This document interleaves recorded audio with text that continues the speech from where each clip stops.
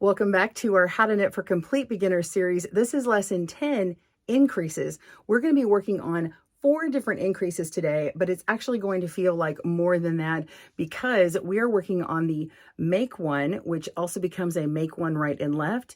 And then we have a lifted increase, which is lifted left and right or right and left. Then we also have a knit in front and back, as well as the yarn over. Now the yarn over, I'm going to show you a couple of different ways to do that. But this is an overview video so that you have them all jam-packed in one, so you can use this as a reference when you see this on a pattern as you're going along. As you know, this series has been a building block, learning step by step how to read patterns, but I wanted to give you a little toolbox with this overview video, and then I'll have links down below to the longer videos on how to do them, so that if you want a more elongated video with them slow and just going over just dedicated those particular stitches. And so we'll break them out and you'll have them down below.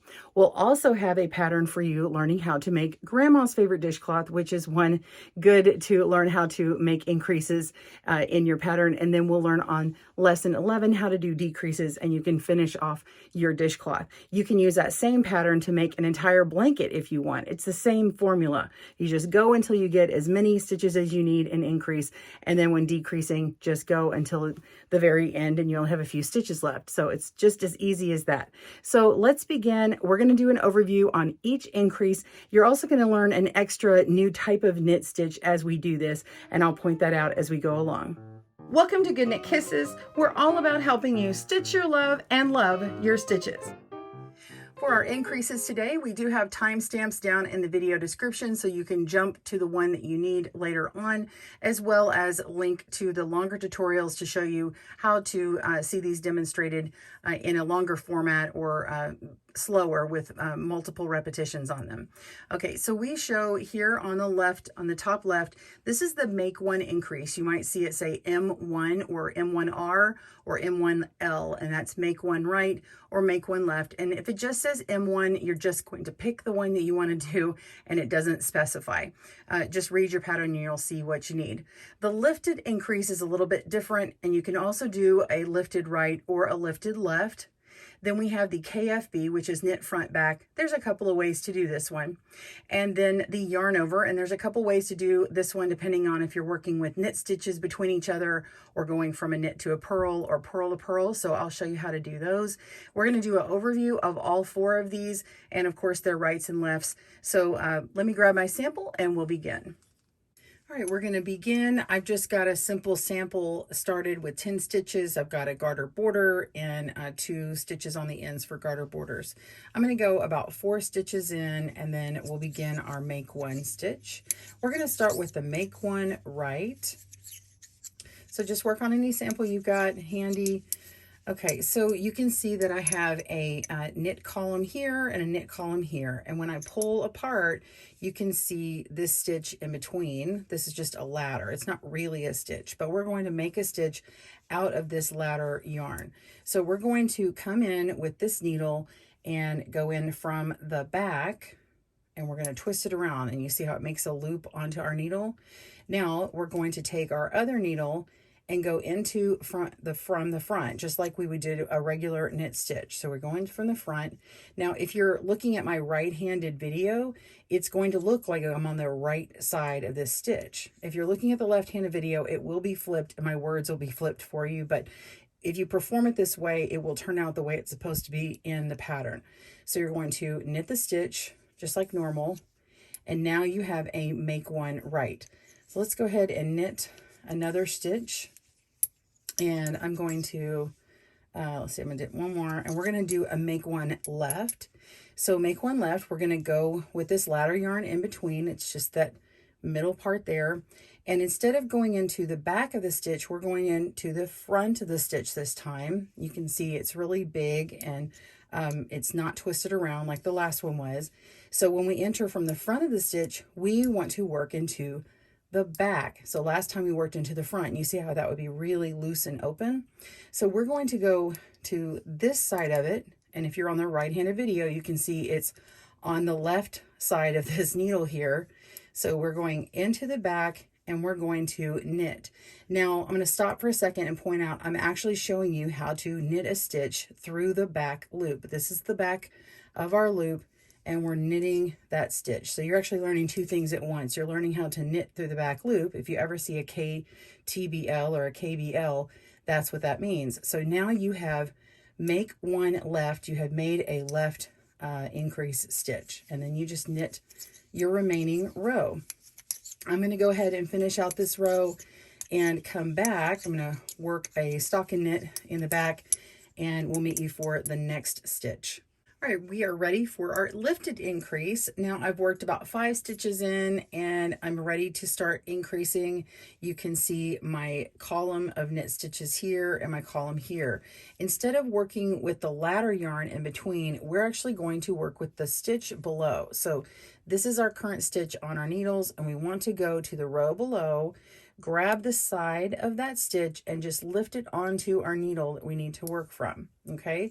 And then we're just going to simply knit that. So the lifted right increase is the simpler of the two, kind of like in our make one increase. And now I'm just going to work that stitch right after, okay? Now for the lifted left, you want to work with the row that is the row below. Now if you just knit that stitch, you know that this one here is the one that's just worked. So you're actually going to go to the row below, which is actually this one, and lift and put it onto your needle. And now you can see how it's not twisted around. So we're going to have to work through the back loop just as we did on the make one left. So we're going to go into the back loop and knit through the back loop to make our increase. And then we just continue on like that, okay? And so as you go through your row, you're going to see that you now have 2 increases with the lifted. And so it looks a little different than the previous. This is what it's doing because it's coming from that same stitch in the middle. You could separate it. So in order to get that look that I did over here, I worked with that same central knit stitch. So let me go back, and I'm going to show you if you wanted to separate it like I did the other one. That's me taking that apart. So let me go backwards. So this is the stitch I made my lifted right from, and I'm gonna knit this stitch here, and then I can knit another column. So you can just work up until where you want to make your lifted left from. I'm going to make it from this column, so we're going to knit it. And remember, we just worked this stitch that's right here, so we want to go to the row below, which is right here. So I'm just going to lift this up and place it onto my needle. Okay, again, we're working into the back loop here, knit that stitch, pull through, and just continue on with our knitting. Okay, so I'm going to finish out this row, and then we'll meet back for the knit front and back. See you in a moment. Well, now we're going to knit front back, or KFB. It can also be K1FB. Now, there are a couple of ways to do it. I've actually learned a couple of new ways to do it since we did the original series that you're going to be referring to, but it's going to do this first one slower in that video. So click down below and you can see it again. So I'm going to go up to the stitch that I want to make, and in this one, when you make this stitch, it actually works this first column here, and then you're placing the stitch behind it. Okay, so we're going to knit here, and before we drop off our old stitch, we're just bringing a loop up, and then we swing around to the back and we knit into the back of the loop. Okay, so we're just knitting in the back. That's why it's called a knit one front back, or in the front and the back, and it leaves this bump on here, and then you also see the little stitch and bump below, and you kind of get this almost like a double bar effect. You get this little bar, so it's there, it's part of your knitting, and you can see it here. Now in smaller yarns it's less noticeable, but let's do another one that really will take that out of there. So if we knit one in the front, and then we just go into the back and pick it up and don't do anything with it, it actually keeps you an increase. It's actually smaller than what you'll learn in the next part, which is yarn over increase, and you can just continue moving on, and it doesn't develop that extra loop there. Okay, now I'm going to do you one more trick, and it changes the look of having this extra bar in front of it. It still will have a little loop, but it has a little bit different look to it. So I'm going to knit one in the front, and then we're going to purl to the back. So Purling to the back is a little bit odd and different, and you don't have to try it if you don't like it, but we're going to swing around to the very back and put our tips in towards each other. Now that's very weird. So here we go. I'm going to go all the way around and to the back loop, and we're going to purl. But first, you need to make sure your yarn is in the front. I just wanted you to see that little extra gymnastics. So in order to purl, make sure your yarn is in front. Swing your tip of your needle to the back of that loop and toward the tip of the other needle, just like that. And now we're going to purl. So you just go in between those stitches and yarn over and pull through a loop. Okay, I'm going to knit a few stitches, put my yarn to the back, and let you see what this looks like.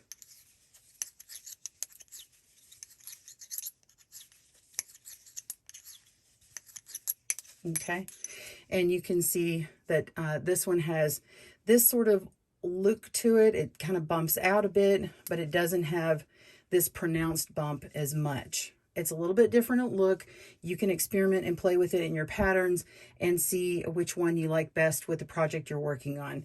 And again, this other one here is not as noticeable there. So we have an increase here, here, and here. Okay, let's move on to the yarn over increase. The yarn over increase is the most easy increase. It's the one you're going to see most often.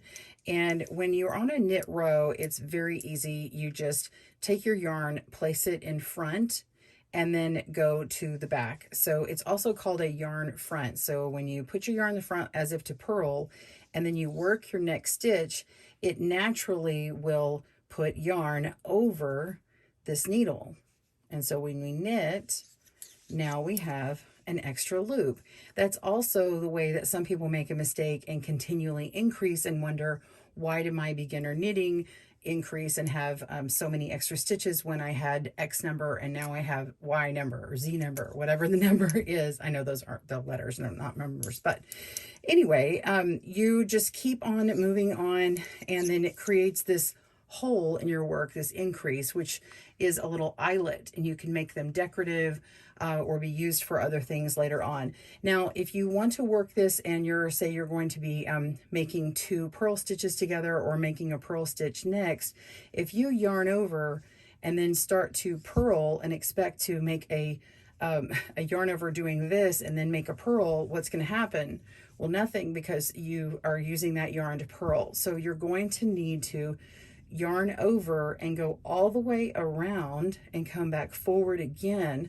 So you're creating a little loop around that. You're creating that stitch, and then you put your yarn, your needle into your next stitch, and go ahead and work that in a purl stitch and continue. All right, so what if you want to go from a purl stitch to a knit stitch? Okay, well, you can just yarn over this way and then begin your knit stitch, and then you don't have to do anything else, and it makes your yarn situated on your needle in that direction, and you just continue moving on.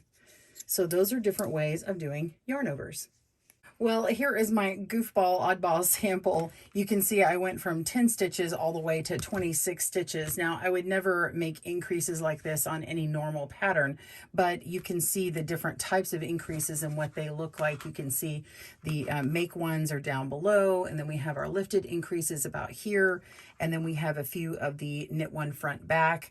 The knit one front back hack, where you don't actually knit in the back of that stitch right there, I think is pretty invisible compared to the first KFB or the KFB with the P on there, but it has a little bit different look to it, and so I suggest experimenting on those. And then here are the different yarn overs. You can really see them once you've worked a row or two. I actually, in fact, worked 2 more rows after that. I worked a return row, and then I worked 1 more row, a right side row. So I worked a wrong side and then a right side, and now you can really see them stand out.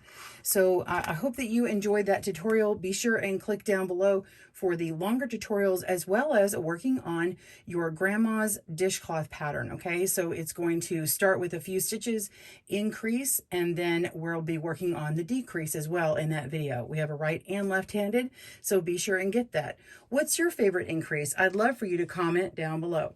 We'll see you soon. Thanks for joining us today, where we help you stitch your love and love your stitches. See you again soon.